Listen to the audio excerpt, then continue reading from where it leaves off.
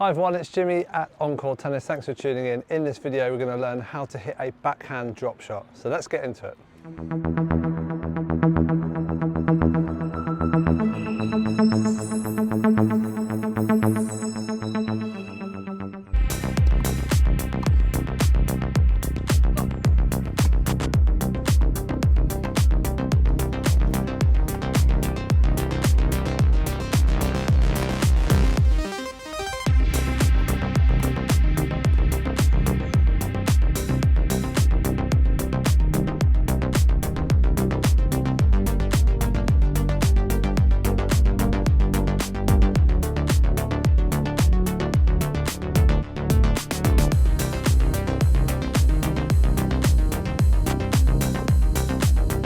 Okay, so let's firstly talk about the drop shot backhand and when we would use it and why we would use it. So at the moment, players like Alcaraz use the drop shot to great effect as they help to unsettle the player's rhythm when you're trading and running from the baseline. It's a really effective shot to hit the ball close to the net and get your opponent to run up to the net and scoop the ball up for you to finish off the point. It's quite a hard shot to master, so it's something that needs a lot of practice, but in this video we're going to go through some of the simple steps to help you master the shot and practice for future games. So let's get into the next bit. Okay, so let's talk about the grip you'd use for a drop shot backhand shot. So the main grip to use is the continental chopper grip. So if I'm looking at my racket, the first thing I want to do is I'm going to be holding the racket handle from the bottom of my index finger all the way to the bottom of the palm here. I'm looking at my racket bevels. There are 8 bevels all the way around, 1, 2, 3, 4, 5. And all the way around to number 8. So we want to be holding bevel number 2. So one quick way I like to teach my players is to make a V of our hand, and I put the V on the top of the racket like this, and I run it all the way down, so I'm shaking hands with the racket.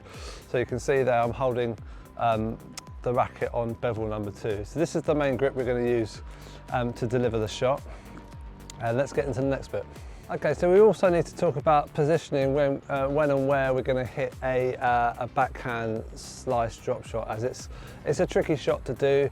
Players like Alcaraz, very talented, they can be hitting the ball from all the way back behind the baseline, which is a really tough shot to master. So I think if you're starting to try and learn this shot, I would try and attempt it somewhere in the mid-court, roughly around this kind of area. As it's going to give you a bit more margin on the shot, and obviously if your opponent's out of position, so if your opponent's out on the court on the far side, then that would be a time to attempt the shot. Not when they're standing in the middle of the court. You're probably going to need to deliver a really amazing shot for them not to get it back. So attempt the shot from around the mid-court. That's what I would suggest, or just behind the service line. If you're feeling ambitious, like Alcaraz, then give it a try from behind the baseline. But again, this is a pretty tough spot to hit the shot. So my suggestion would be mid-court or just behind the service line. That's going to give you the highest success rate on the backhand drop shot. Okay, so let's talk about the stance now. So we've got our ready position, we've got our grip, our ready position. We want to turn ourselves side on, okay, so a little bit like when we're doing a slice backhand, we want to get this racket up nice and high. So if I give you a side profile here, I'm getting my racket level with my shoulder, and the swing path of the racket is going to be in a U shape, okay, because we need to get under the ball to generate backspin to deliver the shot. So going back on a couple of steps, so we've got the ready position, we've got our chopper grip, we're going to turn side on, okay. I'm going to try and lead with my right foot if I'm a right-hander. Obviously if you're a left-hander, then reverse the feet. So I've got my racket here, I'm side on, and I'm going in a nice U shape.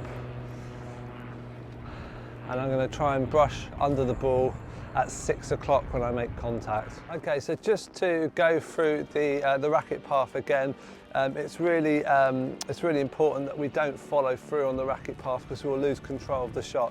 So talking about the getting ourselves in the chopper grip, getting ourselves side on, getting the racket level with the shoulder. We're going in a lovely U shape, a little bit like, so obviously a little bit like the slice shot. So if you can check out our other video on how to hit a basic slice, which will give you some of the same foundations for this shot. So we've got our racket up by our shoulder, we're going in a lovely U shape, we're contacting the ball out in front of us at waist height and contacting the ball at 6 o'clock, so underneath the ball to generate backspin, and then we want to follow through and finish roughly about here with the racket, and then the non-dominant arm is driving the other way to give us stability on the shot. If we follow through further, we're going to lose control of the ball and it's probably going to go not where we want it and either go out or hit or give our opponent an easy shot to hit and smack for a winner.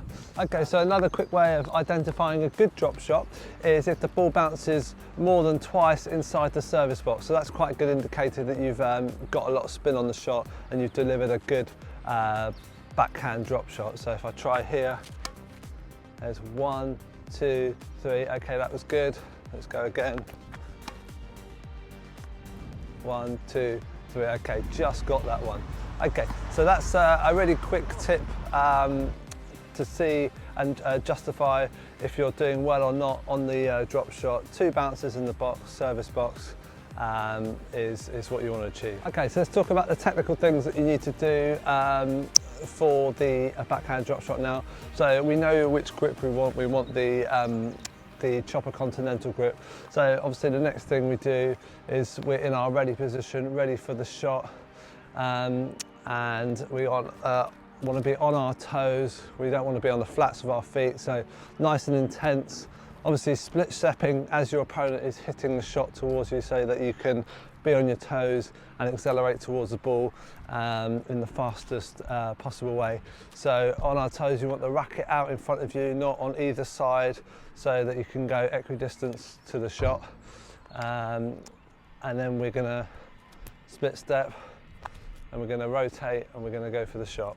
Okay, yeah, so it's a quick exercise I like to do with my players, my beginner and my improver players. So practicing self-feeding, practicing the drop shot from close range at the net, just to get our touch and feel.